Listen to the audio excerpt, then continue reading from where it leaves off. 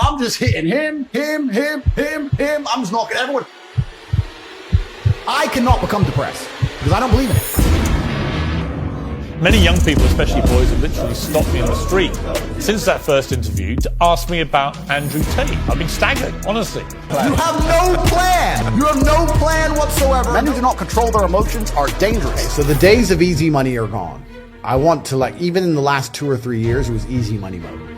Who gets to decide where the line is, or whether people like Andrew Tate cross it? Is that guy unapologetically troll-like? I'm from a council estate in Luton. I'm now a billionaire. I think that a lot of people don't understand that it's all of the challenges and struggles that's going to make them, it's either going to make or break them. I don't read studies very often, but I was sent a study about stress from somebody. It's probably the best study I ever read. And it's talked about the placebo effect of stress. And it said that they took some of the most stressed people in the world, CEOs, etc. And the ones who believed that stress was really bad for them were dying earlier because of the cortisol inside of their blood. And they said stress was really bad for them, they were having heart attacks. But the ones who believed that stress was good for them and it made them perform, I perform under pressure, stress is good for me, they were living longer. So the same drug inside of their blood, how they framed it inside of their mind had different effects on their body. So from that point onwards, even though I already thought this way, I knew I was the right way. I knew it was the right way to think innately because I've done pretty good in life that way. But this confirmed it. Every time I feel stressed or under pressure, I get excited. I hate to not be stressed. I wake up and I'm like, everything's fucked. Good. Yes. Like, that's just how I am, right? But it's how you adopt, it's how you look at the problems and how you use them to fuel you. So the question was, what's the problem for the average man today? What's the biggest problem? I think there's a whole host of problems. But what you have to do is frame it inside of your mind and understand that all of those problems are going to allow you, give you the fuel, the unlimited motivation that you need to become a successful and beautiful individual if you frame it in the right way. If you take a man and give him a life shielded from problems and he never has any to face, I guarantee you he's terrible at being a man. The best men in the world have gone through shit. That's why women love scars, because it didn't kill you. That's the whole point of it, right? So the best thing you can do as a man is look and go, okay, this is hard, this is hard, this is hard, this is hard. I feel negative because these are all so difficult. I'm struggling with X, Y, Z. Let me internalize all of that and turn it into a superpower. Let me become genuinely uncomfortable with my situation in life and go and fix things. Because, like I said, the universe is absolutely and utterly very giving. And if you truly hated being in the position you were in, you wouldn't be there very long.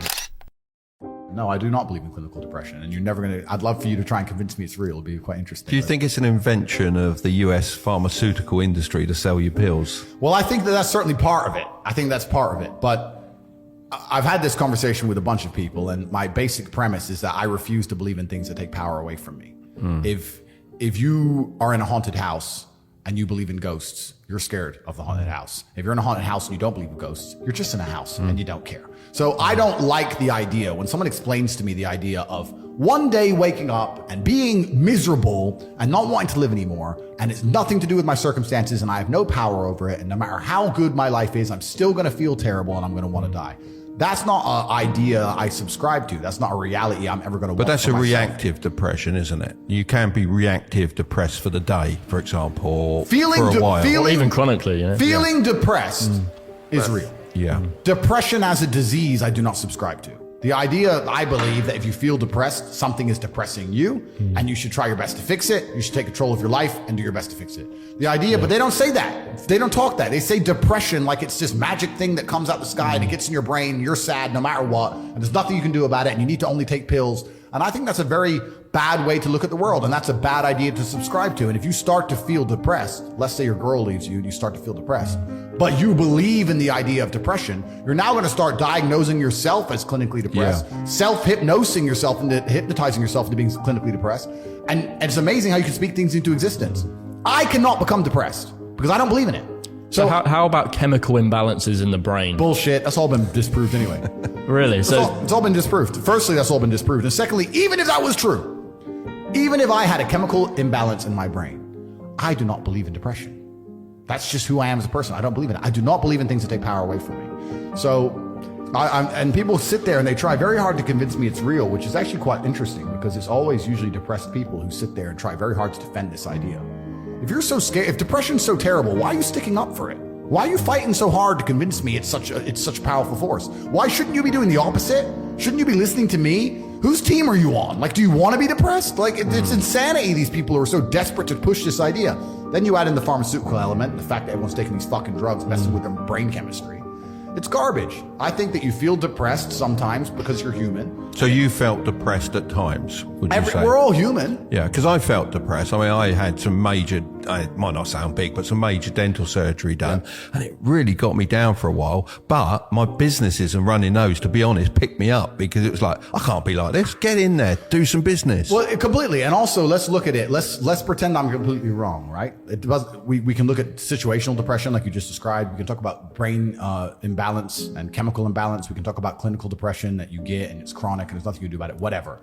Let's pretend all these things are completely true. The best option, the best thing to do is still to get up, be an adult, control your emotions, be stoic, and do the things you're supposed to do day after day. Laying in bed and doing nothing is never going to be the best option. The best option is still to go to the gym, to work hard, to run your business, to be successful. So it doesn't matter. We're talking about the different positions on the chessboard. But if the rules of the game remain the same, regardless of the position, you're still trying to win. You still have to do the same things. So does it even matter at this point? If you come along and say he's depressed because of X and he's depressed because of Y and he's depressed because of Z, and the answer to all of them is still the same thing, then I don't give a fuck why you're depressed. All I know, what I will state as a matter of fact, is this world is hyper competitive, especially as a man. Most men are walking through life and they don't realize that it's constant competition. I was driving here. Even as I was driving here, I was looking out the window and I was looking at all these people just walking around. One of them had a fucking croissant. One of them was dressed like a dickhead because it's London. He thinks he fucking looks cool. This is a fucking moron. We've all seen them. Yep, moron. Some of the dude just talking shit on the phone. Some other guy with headphones in, waiting to be fucking murdered, wouldn't even hear it coming. And all these NPCs, I'm just looking at them going, do they realize they're in endless, constant competition? Every single pound they want, someone else wants. Every single girl they want, someone else wants. There are people like me out here. I will destroy, you could get all 30 of them in a room and I will sit by myself and absolutely annihilate them in any single metric. And they're just sitting there just fucking floundering and wandering through life unaware of how competitive the world is. Well, and whinging how unfair And it is. whinging and how unfair it is. And this is my point. If the world is truly that competitive, you do not have time to be depressed because it's a non-competitive mind state.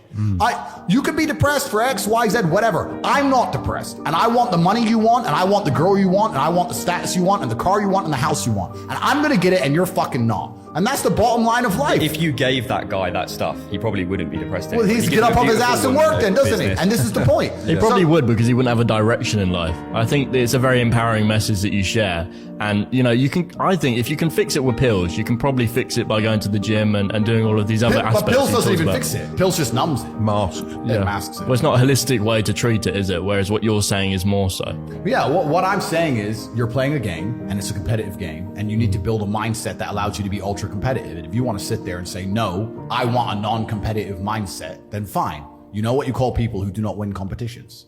Losers. Correct.